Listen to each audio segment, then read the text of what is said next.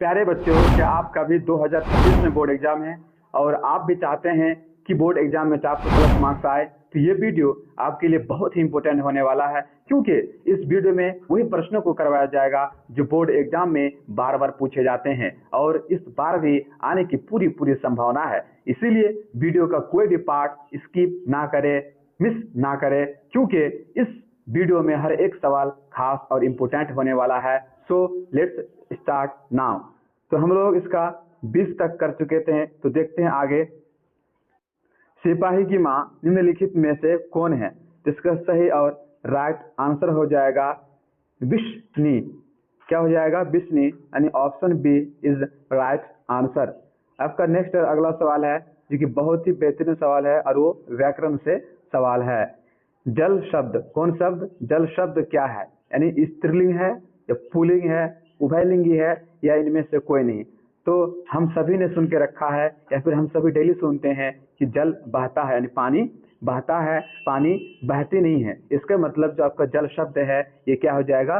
Pulling. क्या हो जाएगा? पुल्लिंग, यानी ऑप्शन बी आपका सही और राइट आंसर हो जाएगा। नेक्स्ट और अगला सवाल है, देवता शब्द क्या है? देवता जो शब्द है वो क्या है? स्त्रीलिंग है, पुल्लिंग है, उभयलिंगी है या इनमें से कोई नहीं? तो अगर देवी होती तो फिर आपका क्या हो जाता? फीमेल, यानी स्त्रीलिंग। लेकिन यहाँ पे देवता है यानी लड़का टाइप की हम बात कर रहे हैं, तो इसका सही और राइट आंसर हो जाएगा पुल्लिंग। देवता आपका क्या होगा? पुल्लिंग शब्द होगा। ऑप्शन बी इसका भी सही हो जाएगा। तो देखते हैं अगला सवाल जो कि बहुत ही बेहतरीन सवाल है। श्रद्धा शब्द का विलोम शब्द क्या है? श्रद्धा, तो श्रद्धा किसे कहते हैं? यानी मोहब्बत करना। श्रद्धा मतलब किसी से मोहब्बत करना। तो जब श्रद्धा मतलब मोहब्बत करना होता है तो इसका उल्टा क्या हो जाएगा? घृणा करना। क्या करना? घृणा करना, यानी ऑप्शन बी इसका सही और राइट आंसर हो जाएगा। आपका नेक्स्ट और अगला सवाल है, जड़ शब्द का विलोम शब्द क्या है? जड़ शब्द का विलोम शब्द क्या है? जड़ मतलब क्या होता है? कोई कमजोर या फिर जो बेवकूफ होते हैं उसको बोलते हैं जड़। जो थोड़ा कमजोर होते हैं पढ़ने लिखने में उसको हम क्या बोलते हैं? जड़ बोलते हैं। तो इसका ऑपोजिट यानी उल्टा क्या हो जाएगा? चेतन। तो चेतन का मतलब होता है चालाक या फिर इंटेलिजेंट या फिर टैलेंट होता है। जिसका सी आंसर बिल्कुल सही हो जाएगा। आपका नेक्स्ट और अगला सवाल है जो कि बहुत ही बेहतरीन सवाल है और ये सवाल हर साल पूछे जाते हैं। खंडन शब्द का विलोम शब्द क्या है? खंडन शब्द का विलोम शब्द क्या है? खंडन मतलब क्या होता है? यानी किसी का किसी काम में साथ ना देना, सपोर्ट ना करना।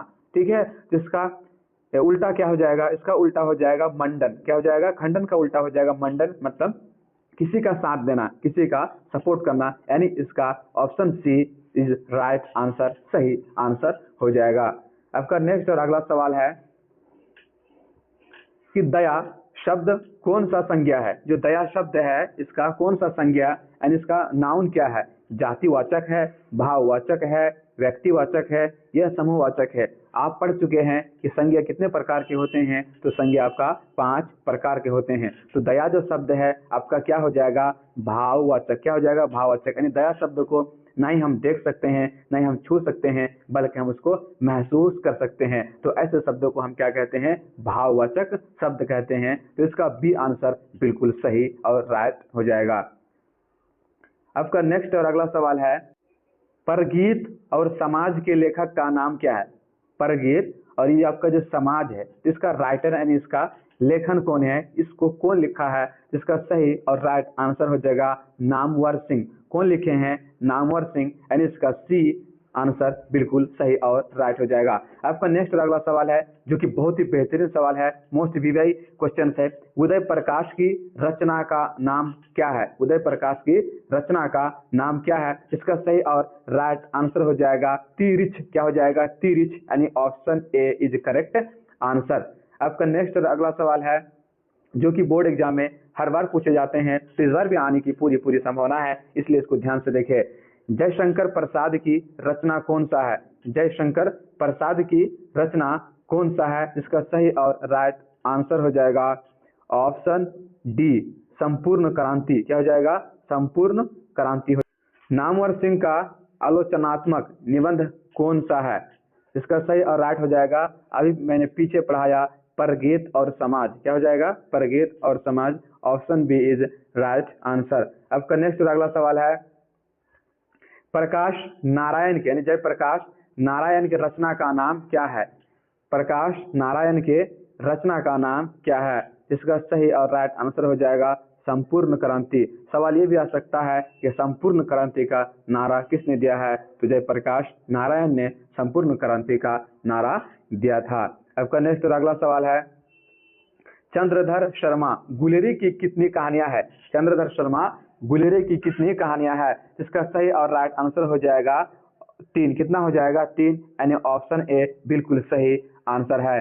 आपका नेक्स्ट और अगला सवाल हो जाएगा, बालकृष्ण भट्ट किस काल के रचनाकार हैं? बालकृष्ण भट्ट किस काल की रचनाकार है? इसका सही और राइट आंसर हो जाएगा भारतेंदु युग। कौन सा हो जाएगा? भारतेंदु युग काल की रचनाकार है। तो ऑप्शन ए बिल्कुल सही जवाब हो जाएगा।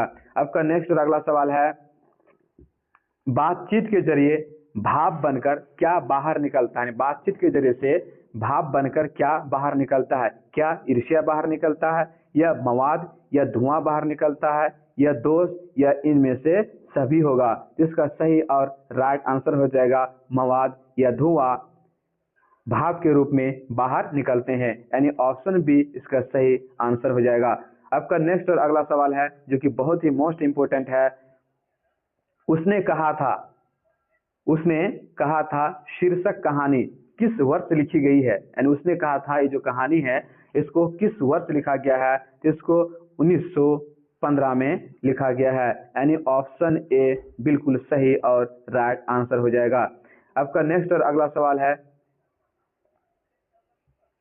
लहना सिंह किस देश की ओर से युद्ध कर रहा था? जो लहना सिंह थे हमारे किताब में क्लास 12 हिंदी बुक में, तो वो किस की ओर से युद्ध कर रहे थे, किस देश की ओर से ये युद्ध लड़ाई कर रहे थे? इसका सही और राइट आंसर हो जाएगा इंग्लैंड, यानी ऑप्शन डी। किसकी तरफ से लड़ाई कर रहे थे? इंग्लैंड की तरफ से ये लड़ाई कर रहे थे।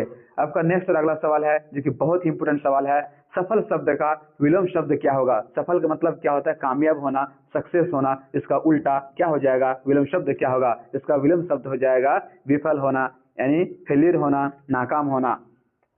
आपका नेक्स्ट और अगला सवाल हो जाएगा जो कि बहुत ही बेहतरीन सवाल है, अंडे के छिलके के रचनाकार का नाम क्या है? यानी अंडे के जो छिलके हैं इसका राइटर, रचनाकार मतलब इसका राइटर कौन है? इसका सही और राइट आंसर हो जाएगा मोहन राकेश। कौन होगा? मोहन राकेश, यानी option C is right answer. अगला सवाल देखते हैं, कालीराम हेडमास्टर किस पाठित पाठ का पात्रक है? यानी जो कालीराम हेडमास्टर है वो किस कहानी की किरदार है? इसका सही और राइट आंसर हो जाएगा ऑप्शन बी झूठन। क्या हो जाएगा? ऑप्शन बी झूठन हो जाएगा, झूठन। आपका नेक्स्ट और अगला सवाल है जो कि बहुत ही बेहतरीन सवाल है, तुलसीदास का स्थानीय निवास स्थान कहाँ है? यानी तुलसीदास कहाँ पैदा हुए थे, कहाँ जन्म लिए थे? क्या पटना में, काशी में, सहरसा में, या इनमें से कोई नहीं? जिसका सही और राइट आंसर हो जाएगा ऑप्शन बी काशी में। कहाँ पैदा हुए थे? काशी में तुलसीदास पैदा हुए थे। तो ये आपका लास्ट सवाल था, यहाँ तक ही खत्म। ठीक है, अगर वीडियो अच्छा लगा तो वीडियो को शेयर करें और सब्सक्राइब करें हमारे चैनल को, ताकि वीडियो का नोटिफिकेशन सबसे पहले आप तक पहुंचे। Keep watching, thanks for watching this video.